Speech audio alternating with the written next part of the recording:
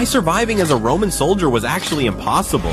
Roman soldiers break into your home. If you're poor, you're forced to join. You're promised a salary and retirement. But if you refuse, you're executed in public. You have no other option. The training camp. This is where you break. You march for hours under the scorching sun, carrying 100 pounds of gear and a wooden sword twice as heavy as the real thing. If you fall behind, the officers beat you in front of everyone. The march never ends. You walk 20 miles a day, your armor cutting deep into your shoulders. When night falls, you still can't sleep. You have to build the fortress first. One mistake means you don't eat. Battle day. You stand in line while death slowly creeps closer. The enemy line moves in, and arrows slam into your shield. They arrive with axes ready and no hesitation, clearly intending to harm you. The aftermath. Surviving the battle doesn't mean you won. A single scratch gets infected and disease rots the camp. To the Empire, you are just a number waiting to be replaced. You'll be sent back to the front tomorrow. How did people wash clothes before laundry existed? In ancient Rome, laundry detergent was fermented urine. You stomped your clothes in it barefoot. Ammonia removed stains, bleached your toga sparkling white. You looked pristine. You smelled like a walking public toilet.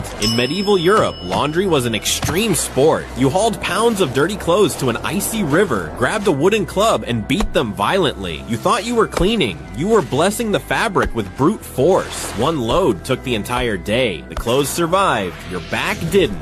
In the 18th century, soap was made by boiling ash and animal fat. You'd throw clothes into a black cauldron and boil them fiercely. The alkaline water burned your hands until they peeled. Doing laundry felt like brewing an evil, dark magic potion. Today, you own a fully automatic washer, dryer, and premium detergent. Yet dirty clothes still mountain on your chair, and clean ones sit in the washer for 3 days until they reek. Thousands of years of human progress, defeated entirely by your procrastination. What if you brought a chainsaw to the Maya civilization? Day 1. You arrive in a Mayan rainforest with a chainsaw. Locals are sweating through giant trees with stone axes. Their progress is extremely slow and requires immense physical effort.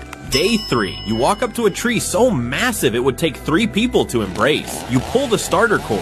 The chainsaw unleashes a deafening roar, and in seconds, the giant crashes to the ground. The Maya priest drops to his knees, trembling, convinced you have summoned a divine beast that commands thunder and lightning. Day 5. Socrates emerges from the thick vines, eager to discuss the philosophical harmony between humanity and nature. You don't say a word, you simply pull the starter cord. The chainsaw roars to life, black smoke engulfs him, and Socrates flees screaming into the jungle. Day 7. You naturally become chief architect of the entire rainforest operation. Timber piles up like mountains. The city-state expands 100-fold overnight, and every craftsman who once carved stone axes, suddenly unemployed, reassigned to the cornfields. What if bubblegum was sold in ancient Greece? Day 1. You arrive in Athens with strawberry bubble gum. Locals only know bitter tree resin. You soften the pink candy, blow a massive bubble, and pop. Passersby freeze in terror, convinced you just detonated a tiny magical orb inside your mouth. Day 3. Your stall is swarmed. They call chewing gum the nectar that breathes. The whole city echoes with popping sounds. Mouths once used for prayers and philosophical debate now compete to blow the biggest pink sphere.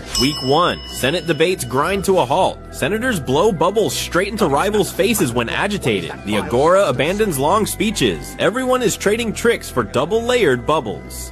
Month 1. The city is in sticky crisis. Temples and robes coated in residue. You launch a premium de-gumming agent. You now monopolize candy and statue cleaning. Fortune incoming every single day. Year 1. Greeks develop jawlines so defined that sculptors rewrite their standards. You're crowned ruler of chewing. One piece of pink gum silencing history's most argumentative civilization.